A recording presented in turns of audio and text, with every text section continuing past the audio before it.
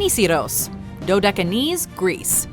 Now you've seen a volcano from afar, how about climbing in? On the Greek island Nisiros, you can actually walk in the caldera of the stirring giant below, past bubbling mud and steaming fumaroles. It's a strange and humbling experience, knowing that you're standing on top of the explosive powerhouse that created the island in the first place. In fact, the magma chamber is only a couple of miles beneath your feet. Just a short ferry ride from its more popular cousin Kos, Nisiros is well worth the trip just for that awe-inspiring feeling alone.